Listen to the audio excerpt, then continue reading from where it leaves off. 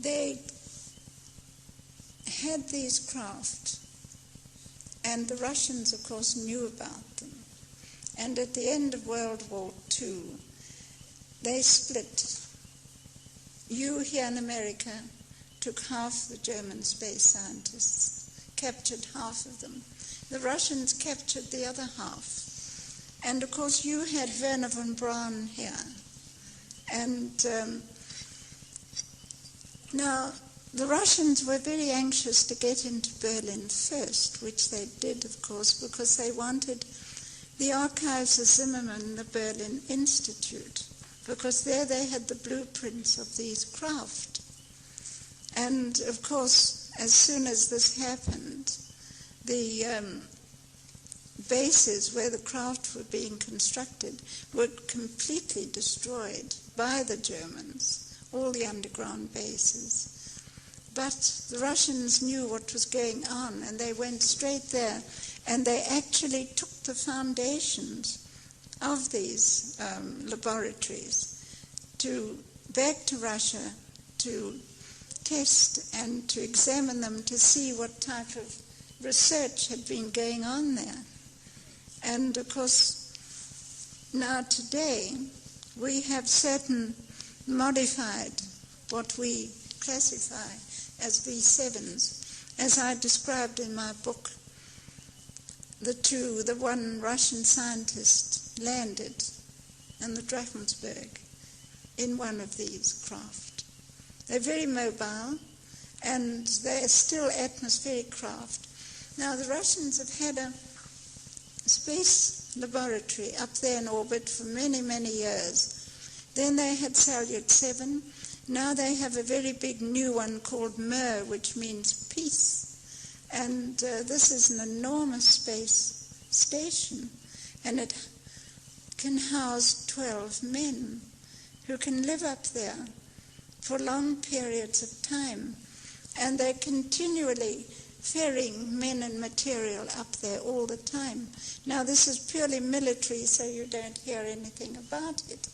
And now, at the time of when I wrote my book, all that information, they had already perfected one of these V7s from the German blueprints.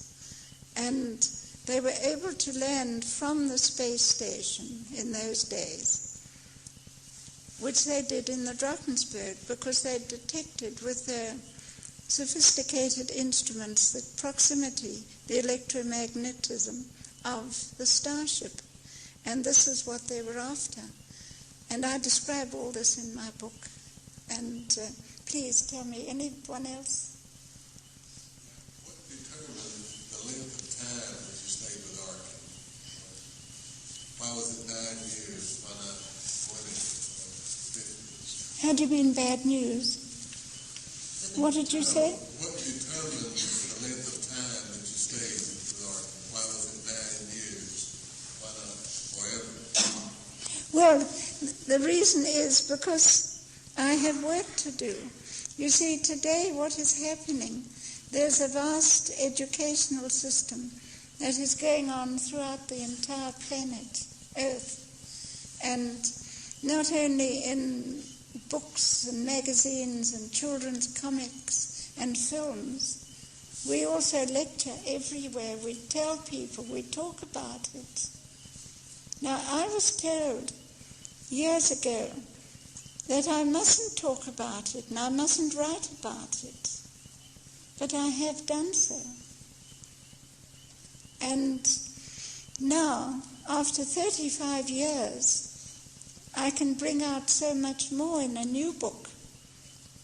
Because after 35 years, I am no longer bound by the Official Secrets Act.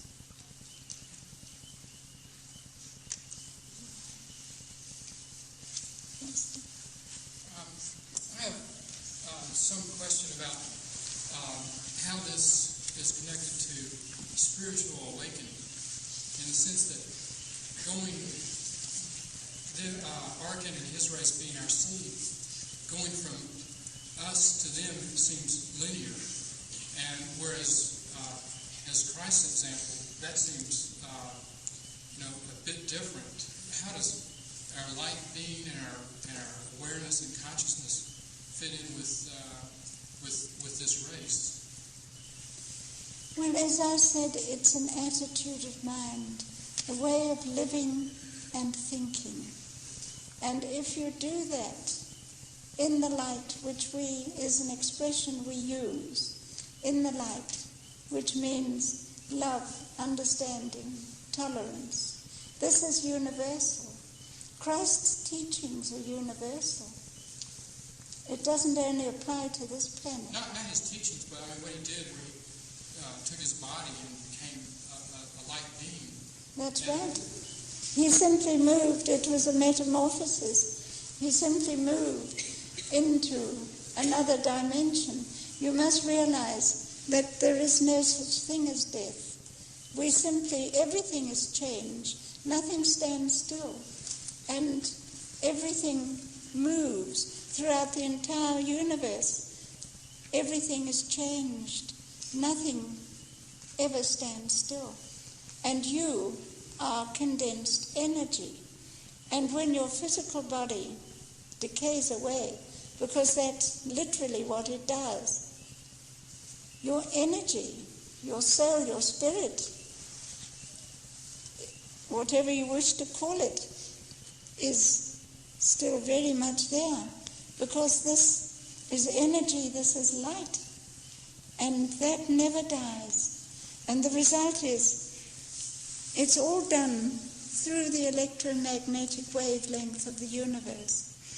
As you live and think, so you get on that magnetic wave that takes you to a higher dimension, to a more advanced planet, where you can be reincarnated. And it's like a cycle of life. This is nature. It's natural. It is a cycle of life that brings you back from the energy to the substance. And this goes on all the time. Everything is continuous change. And it's very wonderful.